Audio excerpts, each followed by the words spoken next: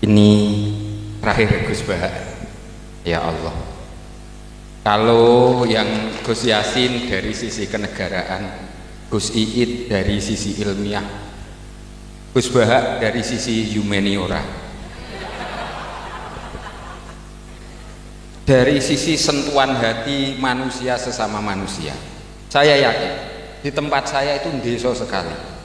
Orang di atas gunung di Banyurip itu sowan yai merasa seperti keluarganya yai. Masih bisa dibuktikan. Dari yang mana lagi ketemu yai merasa dihormati yai seperti keluarganya yai. Sehingga setiap yang datang siapapun ditanya, aku ambek yai ku koyo keluargane lah sak Indonesia kok ngaku ngono kabeh. Jadi sangat diharapkan sisi humaniora, sentuhan-sentuhan kemanusiaan. Padahal di Banyurip itu tempat minyak ilegal itu, minyak apa ya, kalau ada Pertamina di sana Pertamini, minyak ilegal itu sowan yai ya ditemoni yai, ditanya anakmu piro, wedhusmu ono sing mati apa ora, ya seperti itu, sehingga merasa dihormati, disentuh sisi kemanusiaannya, sehingga yai dimanapun orang didatangi yai itu bahagia. Seperti misalkan saya didatangi Gus Bah, bahagia rasanya. Cuman Gus Bah tidak mungkin ke tempat saya, tidak mungkin kelihatannya. Ada satu yang seperti persamaan yai dengan Gus Bah yang saya ingat, orang sowan yai itu selalu diterima dengan sepenuh hati. Siapapun yang sowan, pintu selalu dibuka. Tidak usah aturan protokoler, tidak. Yai hadir, yai sehat, yai apa, orang sowan diterima dengan senang hati. Ini maziyah, keistimewaan yang sangat tidak dimiliki oleh Gus Bah. Sepakat ya? Mau sowan Gus Bah itu ngalah-ngalahi sowan Kanjeng Nabi saja, disowani siapa saja mau. Apa iki sak dhuwure Kanjeng Nabi kira-kira? Saya sowan itu yang nemoni Gus Sabror.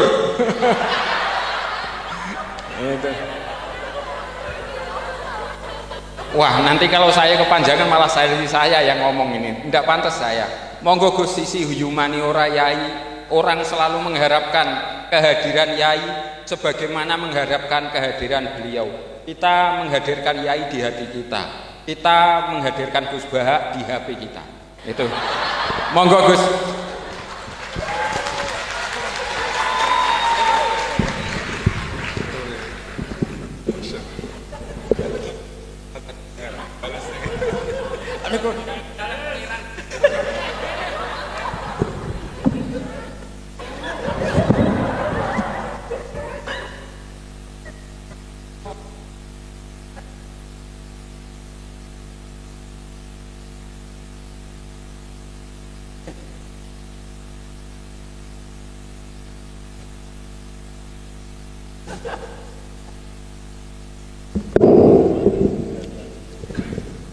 Assalamualaikum warahmatullahi wabarakatuh.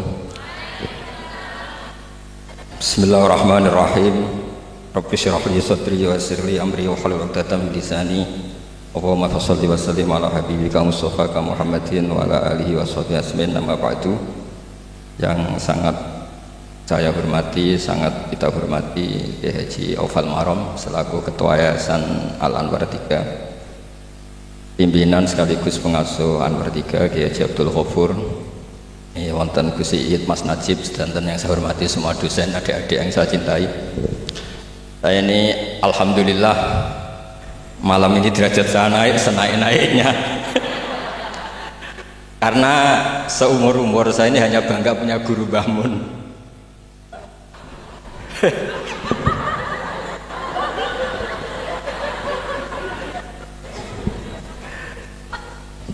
Tapi malam ini punya guru baru. Nah, ini sekaligus Pak dicatat oleh Ketua Yayasan Gus Aufal tadi, Pak Amin mengaku saya muridnya.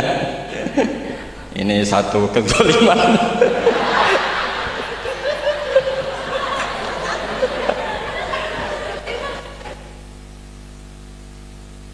Jadi tapi saya senang ya, karena apa ya, ciri jadi wali itu harus mazlum dizalimi.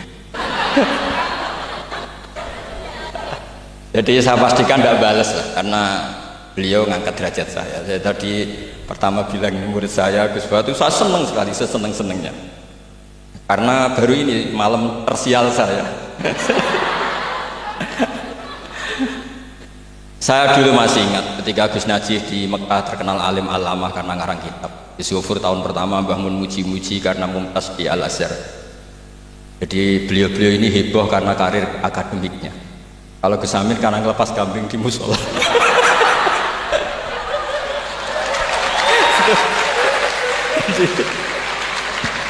Jadi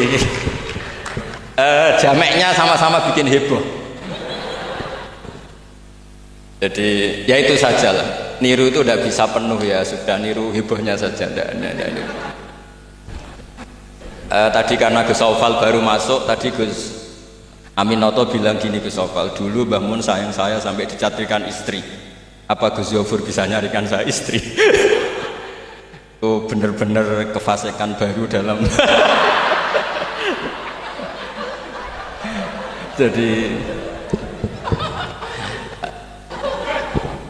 Jadi kita rileks saja karena ini apa ya, guyon itu bagian dari ibadah kelas tinggi. Ya ini betul, saya dulu mengkaji sama Gus Yofur seperti beliau tadi cerita. Di antara kegiatan beliau kalau malam belajar usul fikih, kita belajar bareng-bareng. Di antara pendapat usul fikih yang menyenangkan kita itu adalah mubah itu wajib. Dan itu saya kenang betul. Isma min mubahin ila wa yatahaqqaqu bihi tarku haramimma. Ayat tahak pokok bisukun tarkul qati wa bisukut tarkul qadar. Itu pasti Pak Amin tidak bisa. Hafal sebanyak ini tidak bisa. Jadi dia itu pelarian karena ngapalkan nggak bisa, ya sudah gojlok saya. Tapi ya tetap tidak level lah, kira-kira gitu. Tidak level, jadi nggak level. Artinya begini ya. Malam ini kita guyon nikmati suasana seperti ini dengan Gus Yofur, dengan Gus Aufal. Malam ini artinya kita ada dugem. Malam ini kita ada zina, ada dugem, tidak melihat hal yang maksiat. Jadi mubah itu tarkul haram. Tarkul haram wajib, meninggalkan haram itu wajib. Berarti fi'lul mubah juga wajib. Tapi mubah loh ya, bukan lepas kambing di musola. Kalau itu tidak wajib ya tidak mubah, haram. Tapi di pondok ada adat, kalau yang melakukan itu Gus itu makfu. Jadi kalau di bab najis ya najis makfu lah, itu kira-kira.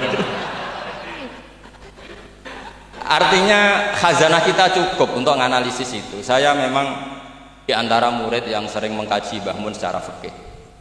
Saya pernah bilang di rumah dinasnya Gus Yasin, bagaimana beliau tadi menyinggung ketika Gus Yasin diduetkan dengan Pak Ganjar, ini menjadi fikih abadi bahwa ada fikih besar, yaitu ulama tidak ada tradisi atau tidak boleh ada tradisi berhadapan-hadapan dengan umaroh.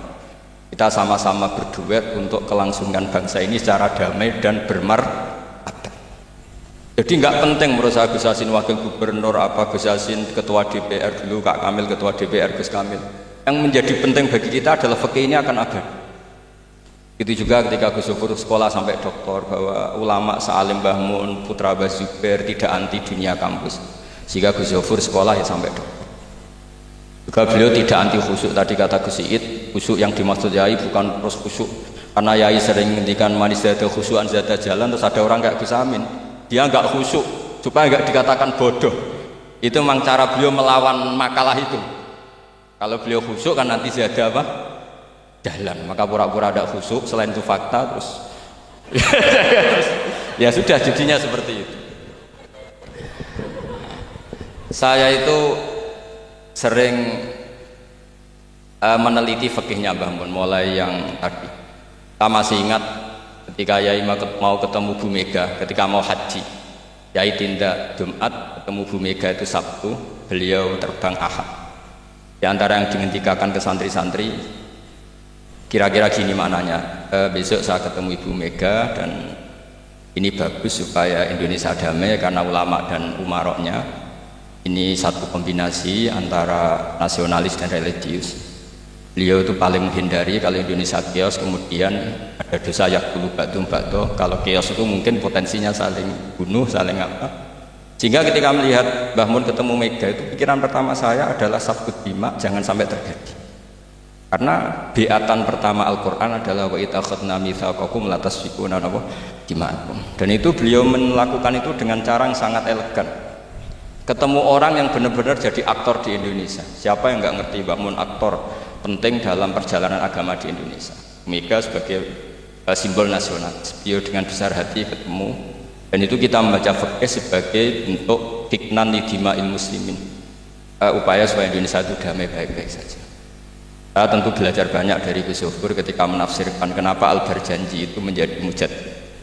Kata Gus Zofur, padahal karangan Al-Barjanji itu tidak besar-besar kayak Sayyid Zabidi yang ngarang kitab.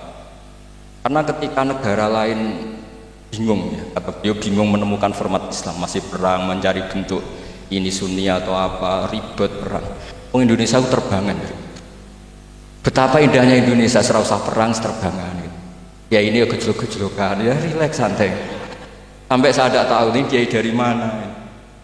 Makanya ini sekaligus untuk mahasiswa baru, cerminan dosen Anda ya, mulai yang waras kayak Gus Zofur sampai yang kewarasannya kita tidak tahu tapi ya waras.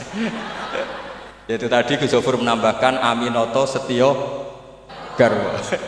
Saya tidak tahu itu tambahnya Gus Zofur apa ada di aktenya, nggak tahu saya. Tapi saya kenal Gus Amin itu lama sekali.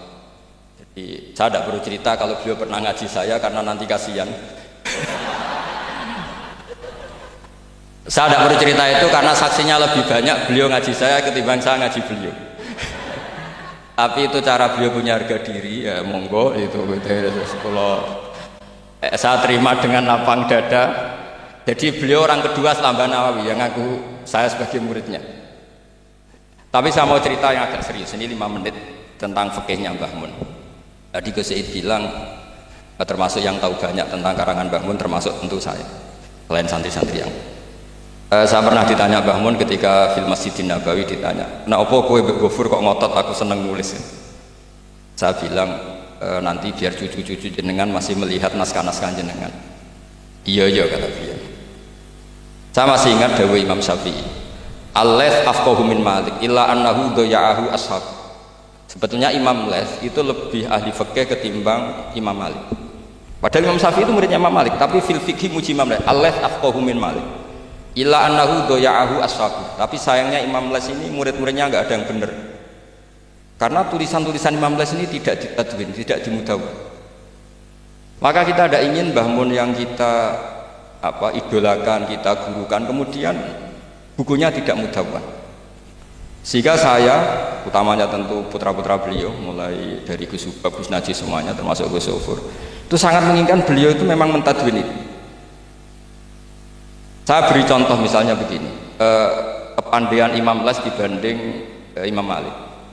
Imam Malik ketika ditanya apa saja, sok ahli Madinah, juga kailu ahli Madinah, semuanya bilang ahli Madinah. Alasannya beliau Madinah adalah muhajirul Rasulillah, tempat hijrahnya Rasulullah SAW. Dan itu nggak ada yang memungkiri. Tapi ketika Imam Laits mulai mengirimi surat ke Imam Malik, itu ditulis Sayyid Muhammad di Syariatul Wal-Khalidah. Itu beliau, oke, Anda orang alim, saya ngakui Anda alim gini-gini. Tapi Anda ada yang lupa bahwa ashabu Rasulillah tafarraqu bil buldan. Ashabnya Nabi ini kemana-mana. Di Irak, di situ ada Sayyidina Ali di Najaf, diikuti oleh Abdul bin Mas'ud. Di Mesir ada Abdul bin Amr bin As, ada Amr bin As malah. Di Mekah ada ini. Dan semua mereka ini menciptakan satu kultur, dan kultur itu tidak sejengkal pun beda dengan yang ditanamkan Rasulullah SAW. Maka tidak bisa dikatakan kalau kultur itu harus kulturnya orang Medina.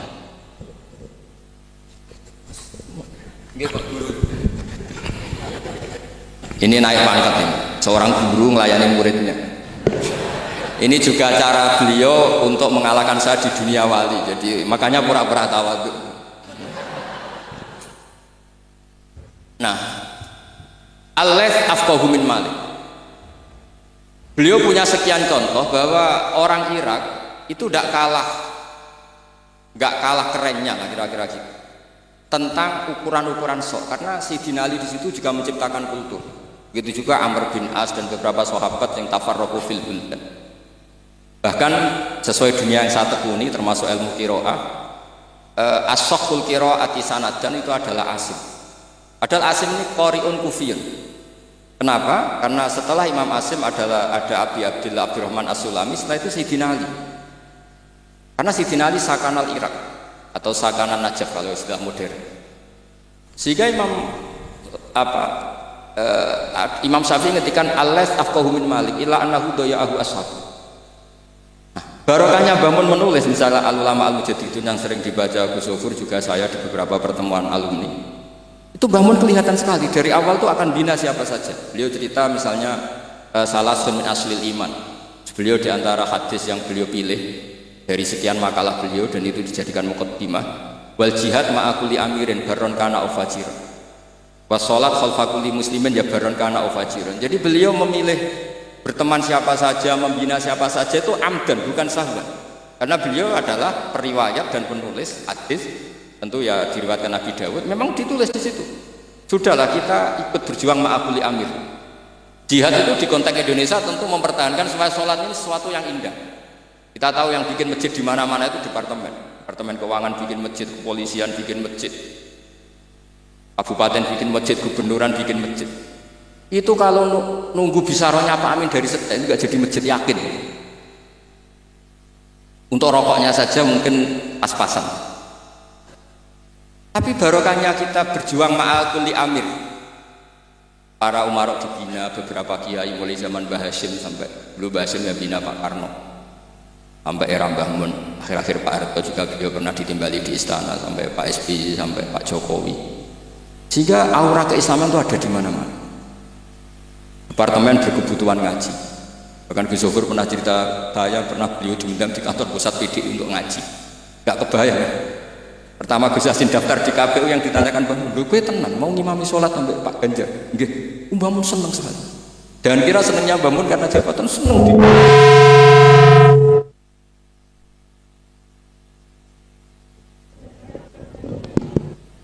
Jadi Mbah Mun ketika Gus Yasin cerita sholat tadi itu senang sekali.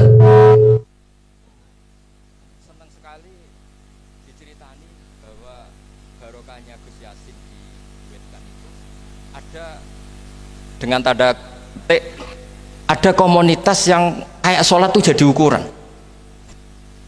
Saya meskipun nggak nangis di depan umum kayak Gus Amin tadi, saya juga heran kok bisa nangis. Itu saya heran betul, dan saya tetap husnudzon itu asli. Ya agak memaksakan husnudzon saya, tapi ya sudahlah saya husnudzon kalau itu asli. Itu saya sering nangisi fikihnya Mbah Mun. Di antaranya adalah saya pernah sejagongan sama Gus Hasib bin Wahab, termasuk pendiri NU Wahab. Saya cerita prestasi Mbah Hasyim, Gus Wahab, Bisri Sansuri, juga beberapa kiai Ahmad Siddiq, Wali Maksum, sampai cerita Mbah bahwa para kiai ini berhasil menciptakan satu entitas agama menjadi tolok ukur. Jadi barokahnya mereka berjuang secara tadrijan, secara gradualisme, secara proses. Sekarang itu calon bupati kok tidak sholat, itu tidak keren dan tidak dipilih. Gubernur kok terkenal nggak sholat itu pasti nggak dipilih. Artinya kiai ini berhasil, bahkan nilai-nilai politik pun harus bersama nilai-nilai apa? Agama. Pejabat kok ketahuan selingkuh itu habis. Artinya nilai-nilai yang menurut agama mungkar, satu hal yang buruk, itu juga buruk di perspektif politik Indonesia. Jadi kayak, dan itu tanpa bikin negara ini terus kayak jadi negara Islam. Kurang apanya coba ijtihad guru-guru kita yang luar biasa.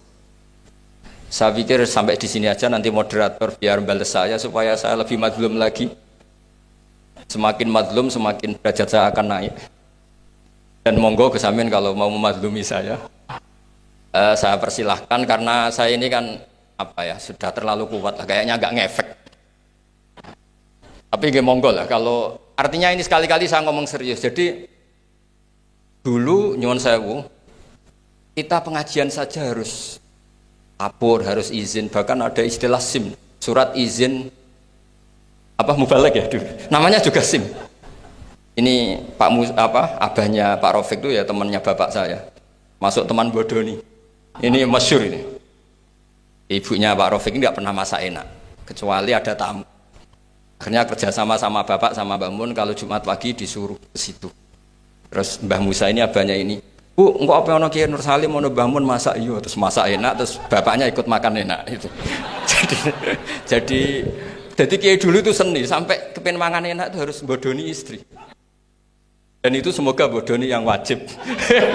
Karena apa ya? Seneng itu wajib akhirnya. Makanya saya dengan Pak Rafiq ini ya mulai dulu ya kayak saudara, karena dulu Mbah Mun, Bapak, Mbah Musa itu ya teman, termasuk kalau harus bodoni istri ya bodoni. Akhirnya ya tiap Jumat itu main ke situ. Karena itu dengan cara itu makanya enak. Kalau enggak ya tempe terus gitu. Nah itu bisa ditiru. Bisa ditiru, jadi ya bagus lah itu kalau itu. Solutif dengan kata ya monggo niki moderator malih Gus Amin. Assalamualaikum warahmatullahi wabarakatuh.